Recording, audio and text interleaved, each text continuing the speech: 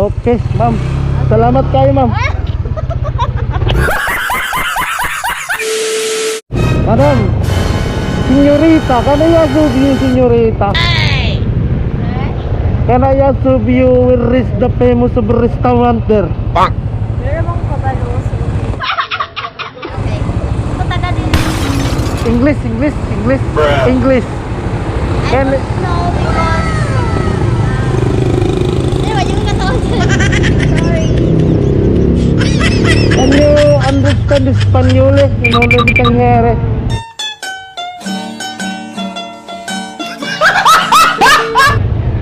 English. I'm searching for a famous restaurant here. No!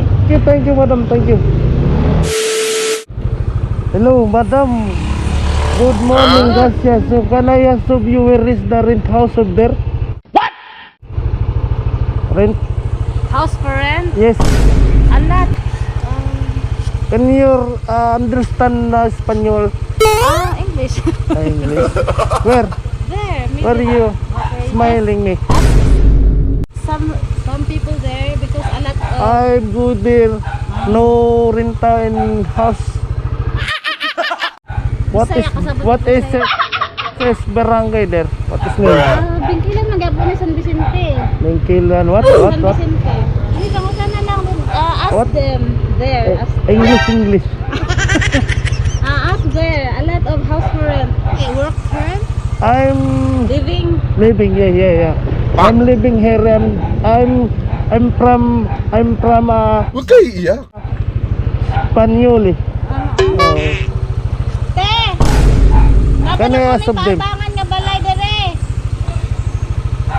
Huh? Dapat ako may paabangan nga balay. Ha? I'm looking for house. House for rent daw. English na ba na? English baka. No, I cannot understand. Wait. I'm a Spanioli. There. You can ask there. There's a house for rent. English What na ba na? kind of house? Madam. House? A wood house only. You Oh. want a cement? Yeah. Cementado nga ba? No more? Yes. You need to learn speak Bisaya because it's Mindanao. Here, you cannot understand.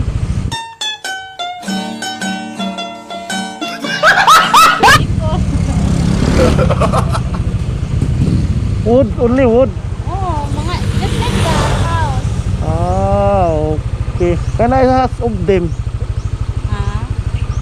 Atimale, what? Kasi sa mga subdivision, no? Yung mga abangunan.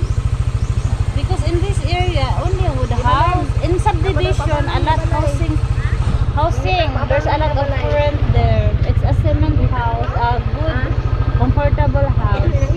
Okay. Nanangita, English na ba? Okay, ma'am. Salamat kayo, ma'am.